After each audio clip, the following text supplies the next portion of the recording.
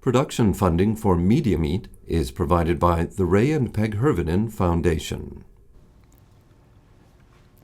A new school year is already underway. It is the first full school year for Chris Olsen, who in January became Northern Michigan University's 19th president. Coming up next on WNMU, Olsen joins me in the studio to talk about his first months leading this university, his impressions of NMU and Marquette, and his priorities moving forward into 2027.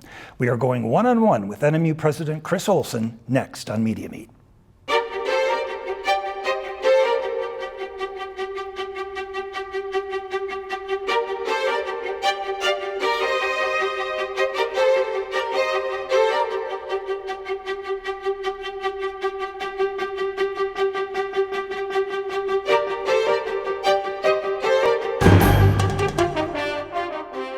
Hello everyone, I'm Mike Settles. Welcome to WNMU's Media Meet. Our guest today is Chris Olsen, the 19th president of Northern Michigan University.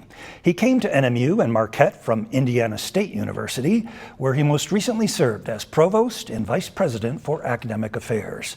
This is his first time being a university president, so it will be interesting to hear how the new job and new responsibilities are panning out.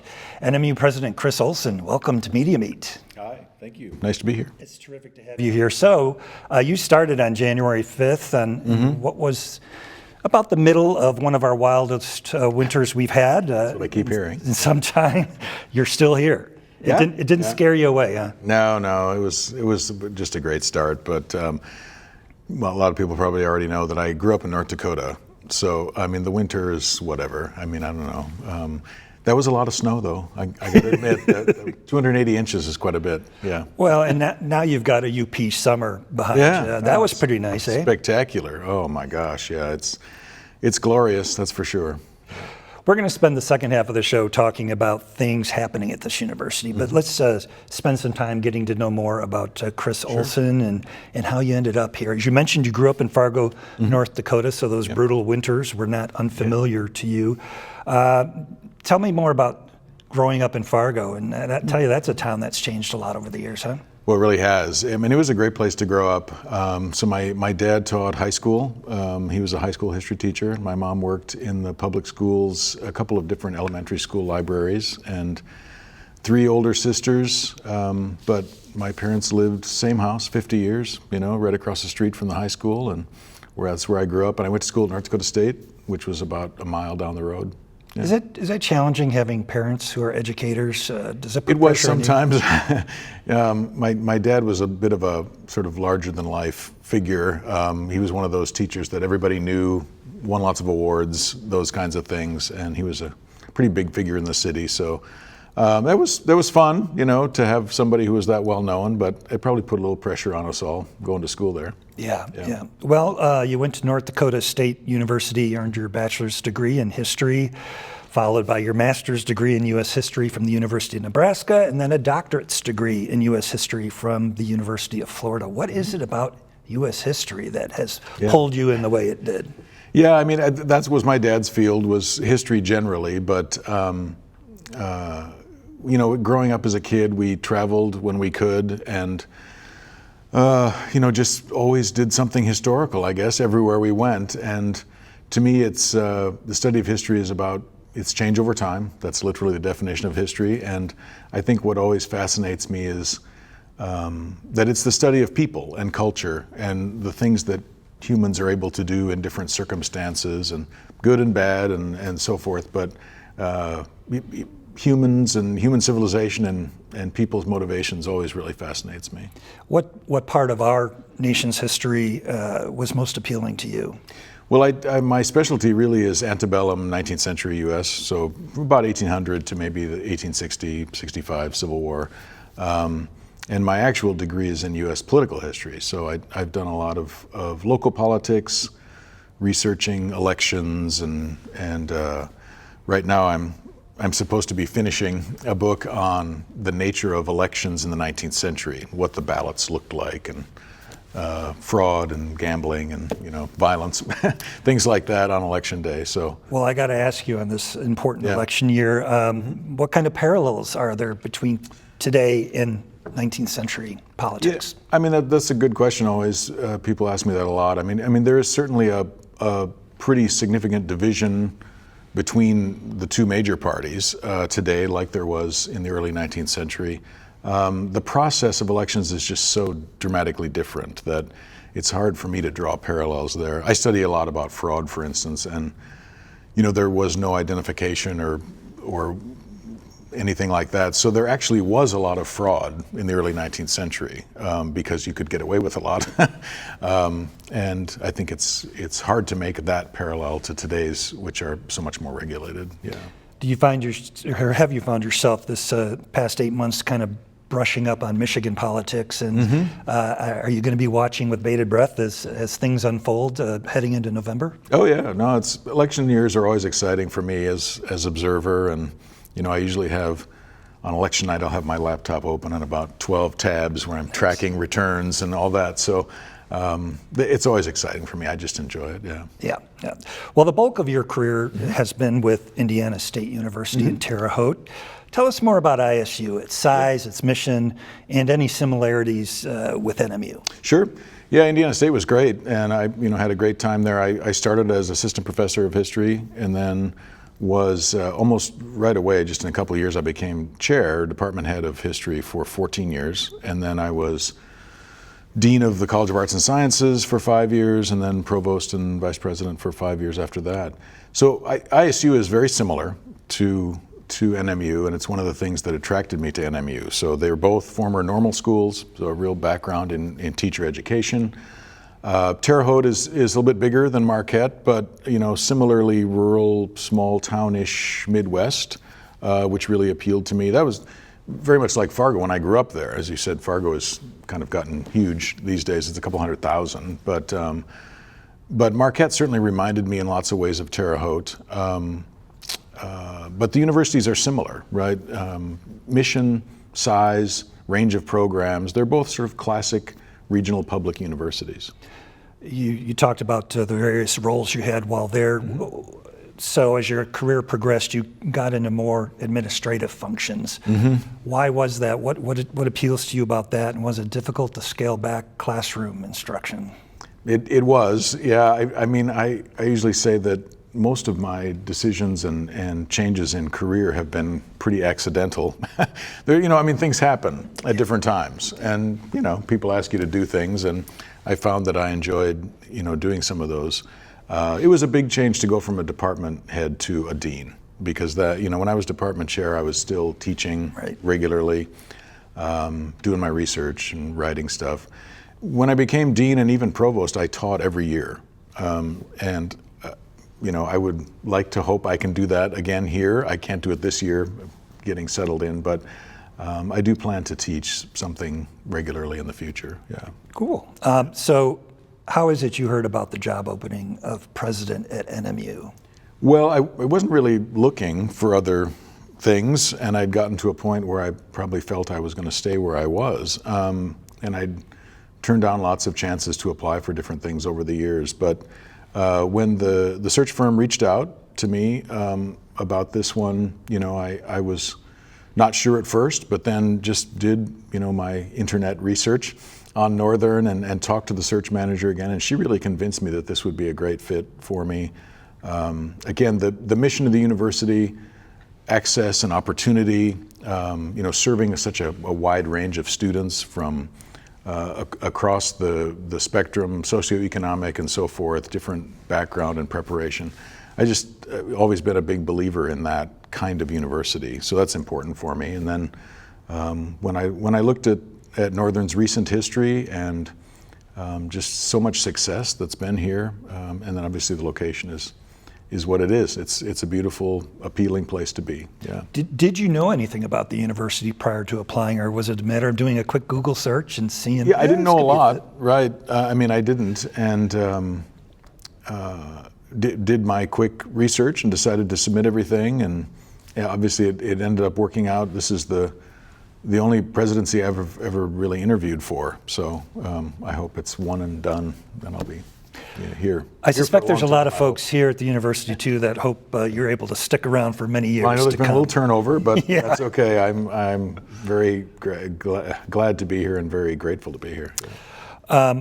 So after going through, well, let me ask you this first. It really is a very public process when it narrows down to the finalists. So everybody back at ISU knew what was going on. Everybody here at NMU. Was that at all awkward or challenging for you, or was it just this is the way it is and I'll deal with it? I think it's both. I mean, to be honest, it is the way it is. I had a very supportive, my president, at ISU, who was fairly new there, had just been there about a year. He was very supportive, and I appreciate that always. A lot of folks there, I was able to give a sort of heads up to when they first made the announcement that I was going to be a finalist, and then obviously when I got offered and accepted the job. So it is an awkward process. There's no question about it. Yeah. I can't think of a lot of jobs that are like that where you're going to be exposed to everybody. Everybody's going to know your business. But you did come to NMU and Marquette for a very high-profile visit. What were your impressions of both NMU and Marquette following that visit? Well, we landed, so my wife came with me, and we landed in the first weekend in October, and it was 81 degrees, which was pretty spectacular, I have to say. My wife grew up on the water, on the ocean, and she was sold when she spent a half day exploring the lake and being around the city. But both of us really loved the size of the city. Again, Terre Haute's about twice as big, but we really didn't want to go anywhere bigger if we were going to go somewhere. Coming to a city that's a little bit smaller was very appealing. I think just even spending a couple days here, it was clear right away that the university has a great relationship with the community, and that was important. That's not the case everywhere, right? But I think that's only been confirmed over my first 7 or 8 months that people think highly of Northern. They really do. So the university, the board of trustees offered you the position. Any hesitation at the time? No, I really didn't. I just accepted after a few hours, talked to my family, and then gave them the official yes. I was going to say this. I'm sure this wasn't a sole decision. That there's some other family members to consult with as to whether this was the right move. Yeah, when you get to this point, it really is a family decision. It's a big move, and we were in Terre Haute 27 years. The house where our kids grew up and all that. So there's a lot of emotions leaving there. And so my wife and I talked about that. Our 3 kids are semi-adulting. They're in their early 20s, but they were all out of the house and either away at college or grad school or off on their own. So that made it easier in some ways. And then when we decided to move, my mother-in-law moved in with us. She's very independent, but didn't want to buy another house at this stage. So we were lucky to find a house where she has a separate place for herself. Oh, that's cool. Yeah. The move here, so you came with your mother-in-law, your wife Jennifer, anyone else? So my middle child, my second daughter, Charlotte, who finished a master's degree last year, but she moved with us also, and she's sort of in between grad school. She's getting ready to apply for some other things. But she missed the cycle, so she's with us for a year, which is kind of a nice bonus to have her back. And then my youngest is going to be a senior undergrad this year, so he'll be graduating. And my oldest at the moment is in Vancouver, Canada. So, wow. Yeah. Is there ever, in a community this size and a school this size, I assume there's not a lot of downtime for a university president. You're out there. Yeah. But when you do get your own time, what do you do? Well, it's probably not that exciting. I love to read, and I do read a lot at home. Jen works in the yard a lot and takes care of, she's a real into plants and flowers, and so I help when I'm asked and told to do something. So I like working in the yard too, but I play golf a little bit when I can, and I've got a couple of old cars that I've had for a long time. My dad was a big car collector, and he and I worked on them when I was a kid. So I drive those when I can, and the weather now is perfect, certainly for that. Yeah. We are getting to know Northern Michigan University President Chris Olsen. As mentioned, his first official day on the job was back on January 5th, so he is now fully settled in and up to speed on the challenges and opportunities facing this university. If you would like to reach out to President Olsen, be it a simple greeting or a concern you have about NMU, I'm sure he would love hearing from you. He would value what you have to say. You can email the President's office at nmupres@nmu.edu. That's nmupres@nmu.edu, or give his office a call at 906-227-2242. One more time, that's 906-227-2242. So earlier I asked you about your first impressions of the school and the region. Now that you've got 8 months under your belt leading this institution, how have those impressions evolved, if at all? Well, I think almost everything has been confirmed. And one of the things I say a lot is that, you know, one of the great things that I find at Northern Michigan is that it's a school that has a really clear sense of who it is and what it does well. And I think that's important. There's no secret, there's a lot of change in higher education. I think a lot of uncertainty for a lot of people working in higher ed. But universities like this that really have a strong sense of what they do well and then just keep getting better at what they do well, I think that's important. And so I've been really impressed by that. Again, the community, the alumni, you know, it's just a place that people love. And just the university, but also the place. So one of the other things I've noticed since I've gotten here, I cannot believe the number of people I've met who have rearranged their lives to get back here. They've changed careers, they've rearranged their whole lives so they can come back to Marquette. Many of them have come back to Northern after having graduated from here, but I just think that speaks incredibly well of the place, just the city, the UP, the county, the university, everything. And I know our most recent alumni survey we do, and every university really asks the same question, is if you know, you could do it over again, would you do the same thing? And you know, overwhelmingly, almost all of our alums say yes, and we're way above the national averages on that. I mean, people really love it, and they feel like they've got a great experience here. And I think that, again, just speaks volumes about the university and the place. Yeah, count me among those that disappeared for 25 years and returned, and frankly was sorry he left at the beginning.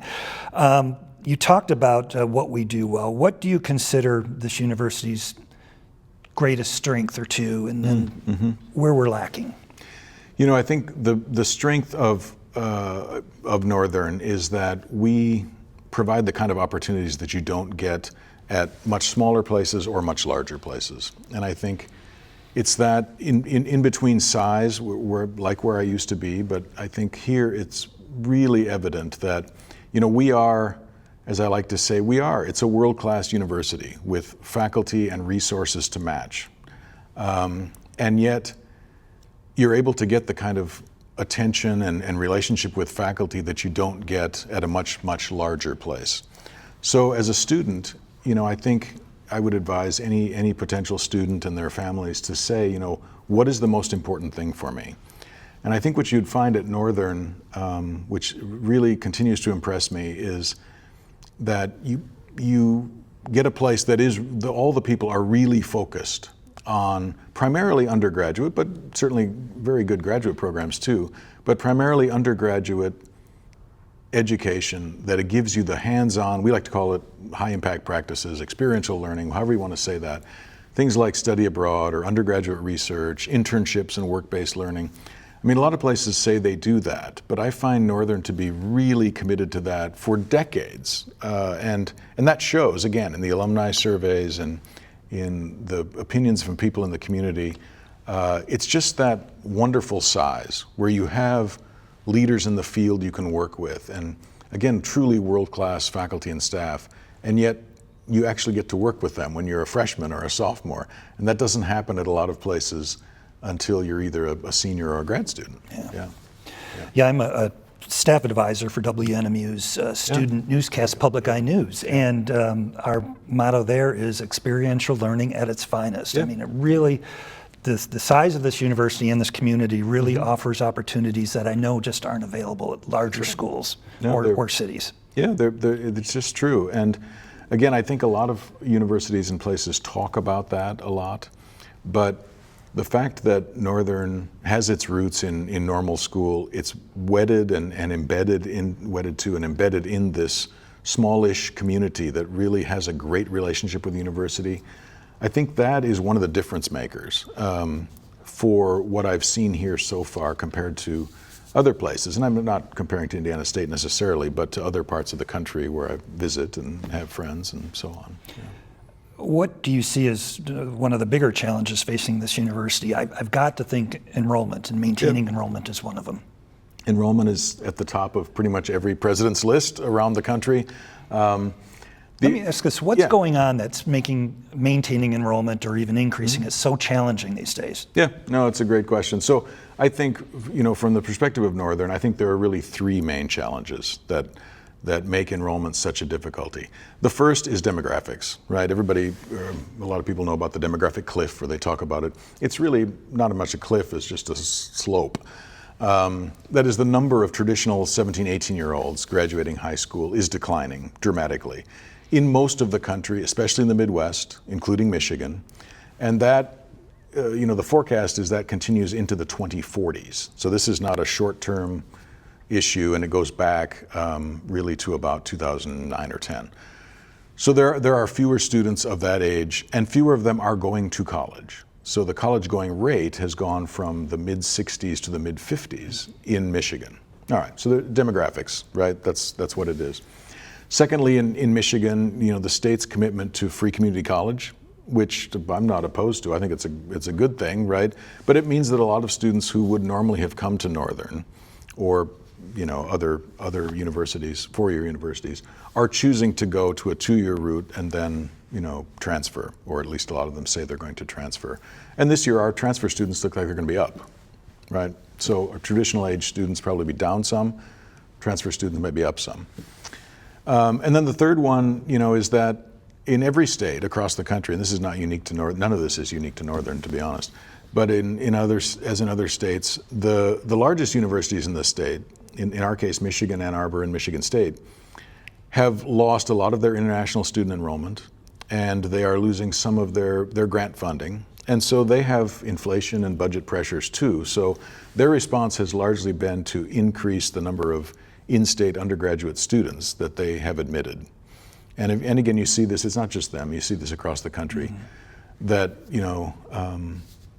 so-called state flagships have admitted a much, much higher percentage of domestic students in order to try and fund some of the other things that they have, graduate programs and so on. How has this university adapted then to these changing dynamics where there may be fewer incoming freshmen, but having more transfer students after they attend community college for 2 years? Yeah. I mean, we talk a lot about, and since I've gotten here, I've said to everyone, I think we need to design all of our programs so that a transfer student who finishes an associate's degree can come here and graduate in 2 years with a bachelor's degree. So that involves some curriculum change, some sequencing, but it's important for us to be able to meet those students where they are and deliver on the promise of finishing that bachelor's degree in a couple of years. In addition to that, we're also looking at, like other schools, at quote unquote non-traditional age students, right?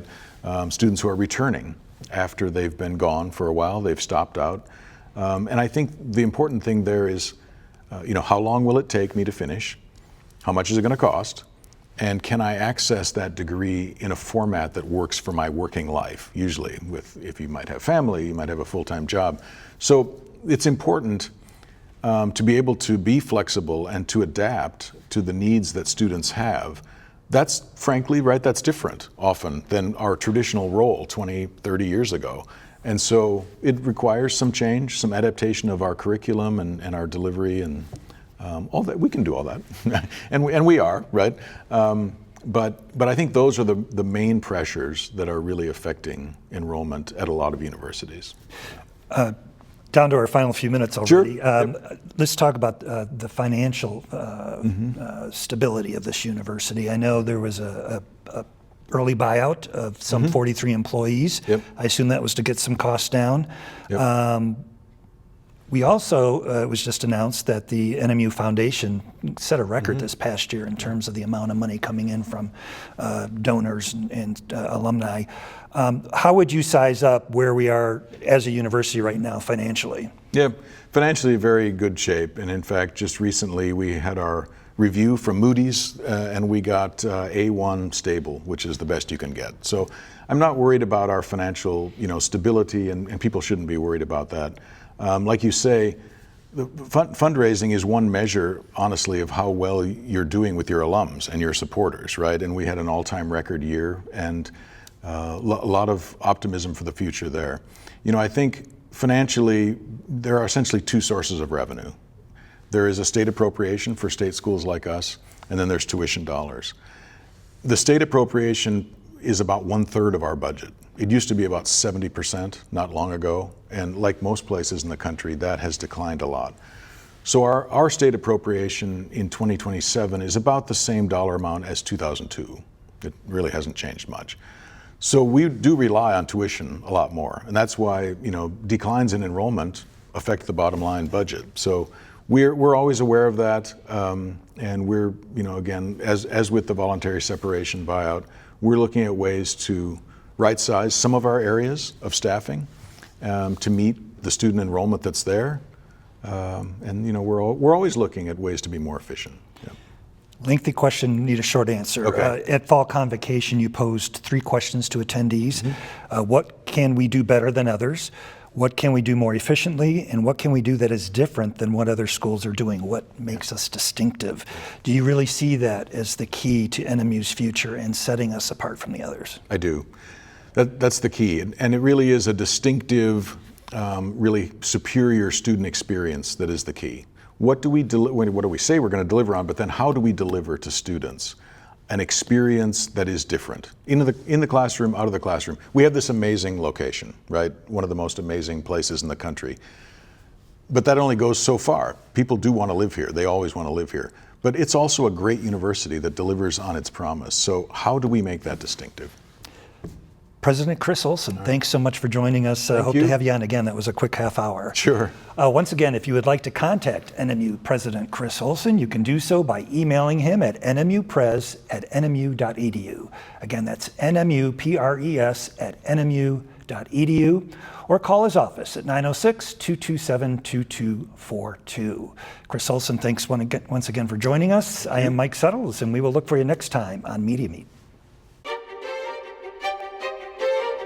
The preceding program was produced by WNMU-TV, Northern Michigan University Public Television, in studios located in Elizabeth and Edgar Hardin Hall.